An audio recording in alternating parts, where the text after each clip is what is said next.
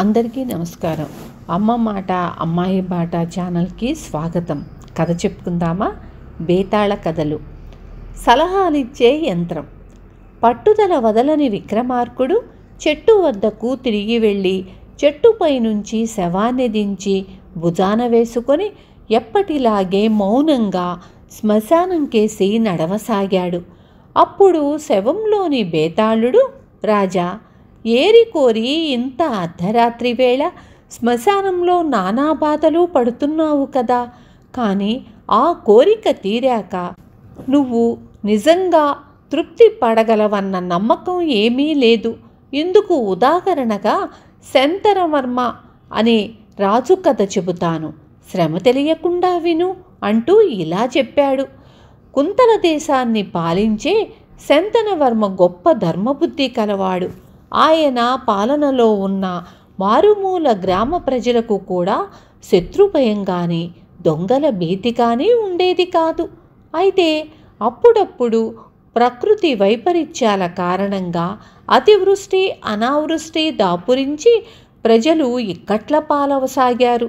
అలాంటి సమయంలో శంతనవర్మ స్వయంగా ఆయా ప్రాంతాలు సంచరించి బాధలకు గురి అయిన వారికి తగు సాయం చేస్తూ ఉండేవాడు.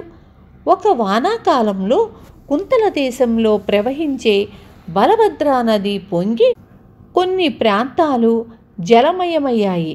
శంతనవర్మ కొందరు రాజోద్యోగులను వెంట పెట్టుకుని అక్కడికి పోయి పంట పొలాలు, ఇళ్ళు పోగొట్టుకున్న వారికి రక్షణ కల్పించాడు.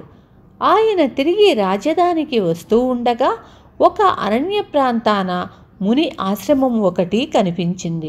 విచారించగా ఆశ్రమం జ్ఞానాశ్రయుడనే మునిదని, ఆయన గొప్ప తపశ్శక్తి, యోగ విద్యలు ఎరిగినవాడని తెలిసింది. శంతనవర్మ ఆ మునిని దర్శించాడు. ముని ఆయనను సాదరంగా ఆహ్వానించి, రాజా, నువ్వు ఎంతో ధర్మబుద్ధి కలవాడివని, ప్రజల సుఖమే నీ సుఖంగా పాలన చేస్తున్నావని విన్నాను. నీలాంటి రాజులు అరుదు. నన్ను చూడవచ్చావు కనుక నీ మనసులో ఏదైనా కోరిక ఉంటే చెప్పు అన్నాడు. శంతనవర్మ వినయంగా, మహాత్మా, ప్రజలు సంక్షేమం కోసం నేనెన్నో కార్యక్రమాలు తలపెట్టాను. కానీ అవి నేను ఆశించినంత వేగంగా జరగటం లేదు. వరదలు, తుఫానులు లాంటి ప్రకృతి వైపరీత్యాలను ఆపలేము, నిజమే. అయినా వాటి వల్ల ప్రజలు విపరీతంగా బాధలకు గురి కాకుండా ముందుగానే తగు రక్షణ చర్యలు ప్రారంభించవచ్చు. అది నాకు సాధ్యపడటం లేదు. తమరే ఏదైనా మంచి మార్గం మాకు చూపించాలి అని కోరాడు. జ్ఞానాశ్రయుడు చిరునవ్వు నవ్వి, నీ కోరిక బాగానే ఉంది. ఏది ఏమైనా దాన్ని సక్రమంగా నిర్వహించాలంటే ముందు చక్కగా ఆలోచించాలి.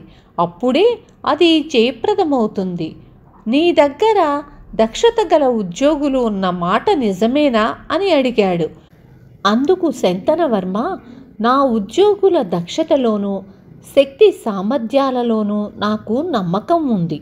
వాళ్ళు రాజ్యపాలనకు సంబంధించిన అన్ని విషయాల్లోనూ తగిన సలహాలు ఇస్తూ సహకరిస్తున్నారు.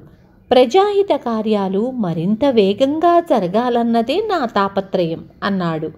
ముని కొద్దిసేపు మౌనంగా ఊరుకొని తరువాత, రాజా, అలా అయితే నీకు అపూర్వ శక్తులు గల ఒక చిన్న యంత్రాన్ని బహుమానంగా ఇస్తాను. దాన్ని శిరస్సు మీద ఉంచుకొని నువ్వు ఏది జరగాలనుకుంటున్నావో అది మనస్సులో అనుకుంటే చాలు. అప్పుడు యంత్రంలో నుంచి తగిన సూచనలు, సలహాలు వినిపిస్తాయి అని దంతంతో చేసిన ఒక చిన్న పెట్టెను శంతనవర్మకు ఇచ్చాడు. మహాప్రసాదం అంటూ శంతనవర్మ దాన్ని తీసుకున్నాడు. అప్పుడు ఆ జ్ఞానాశ్రయుడు, రాజా, ఈ యంత్రాన్ని గురించి నీకొక ముఖ్య విషయం చెప్పవలసి ఉంది. దీన్ని నా తపశ్శక్తి కొంత ధారపోసి నిర్మించాను. అందువల్ల దీని మహిమ నేను జీవించి ఉన్నంత వరకే ఉంటుంది. ఇప్పటికే నేను 80 ఏళ్ళు పైబడిన వాణ్ణి, యోగ సాధన చేసిన వాణ్ణి కనుక మరొక 15 ఏళ్ళు బ్రతకగలను. అంతవరకు దీన్ని నువ్వు నిశ్చింతగా వాడుకోవచ్చు. ఆ తరువాత అది కేవలం దంతపు పెట్టె మాత్రమే అన్నాడు. శంతనవర్మ కొంచెంసేపు ఆలోచించి యంత్రాన్ని మునికి ఇచ్చివేస్తూ, దీన్ని నేను స్వీకరించలేను, తమరు ఆగ్రహించక మన్నించండి అన్నాడు. ముని ఆశ్చర్యపోయి, రాజా, దీన్ని ఏ కారణం వల్ల నిరాకరిస్తున్నావు? ఈ యంత్రాన్ని 15 సంవత్సరాల పాటు నిశ్చింతగా వాడుకోవచ్చని ముందే చెప్పాను కదా. అందువల్ల నువ్వు కోరుకుంటున్న ప్రజోయోగకరమైన కార్యాలు ఎన్నో సాధించవచ్చు అన్నాడు. మహాత్మా, మరొకసారి మన్నించవలసిందిగా కోరుతున్నాను.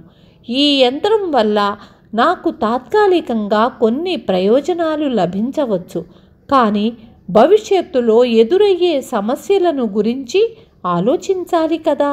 ఆ కారణంగానే దాన్ని వద్దంటున్నాను అన్నాడు. ముని చిన్నగా నవ్వి శంతనవర్మను మౌనంగా దీవించి సాగనంపాడు. బేతాళుడు ఈ కథ చెప్పి, రాజా, శంతనవర్మ పరమ దురాశాపరుడే కాక అమాయకుడిగా కూడా కనబడుతున్నాడు. అతడి కోర్కె విని ముని తన తపశ్శక్తిని కొంత దారపోసి నిర్మించిన సలహాలిచ్చే యంత్రాన్ని బహూకరించాడు.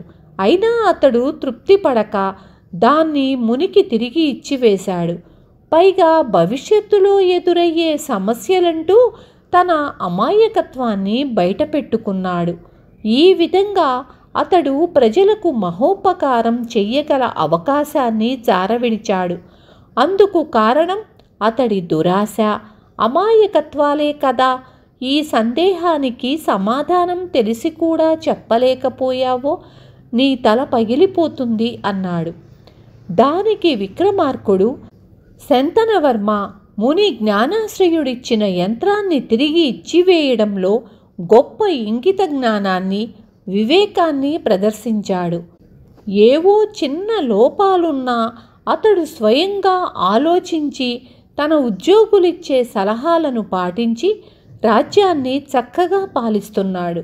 అటువంటప్పుడు ముని ఇచ్చిన యంత్రాన్ని గనుక అతడు ఉపయోగించటం ప్రారంభిస్తే ఇక వాళ్లల్లో ఎవరికీ ఆలోచించవలసిన అవసరం కలగదు. ఇందువల్ల వాళ్ళ మెదళ్ళు మొద్దుబారి ఆలోచనాశక్తి సన్నగిల్లే అవకాశం ఉంది. 15 సంవత్సరాల తరువాత యంత్రం తన శక్తిని కోల్పోవడంతో వాళ్ళు సక్రమంగా ఆలోచించడాన్ని మొదటి నుంచి మళ్ళీ నేర్చుకోవలసి వస్తుంది. ఆలోచనా శక్తి ఉన్నందువల్లనే మనిషి తక్కిన జీవజాలం కన్నా ఎన్నో రెట్లు అధికుడనిపించుకుంటున్నాడు. ఆ శక్తిని ఐచ్ఛికంగా వదులుకొని మంత్రాలతోటి, యంత్రాలతోటి పొందే ప్రయోజనం చాలా తాత్కాలికమైనది. ఇంత ఆలోచించగలిగిన శంతనవర్మ దురాశాపరుడు, అమాయకుడు కాదు అన్నాడు.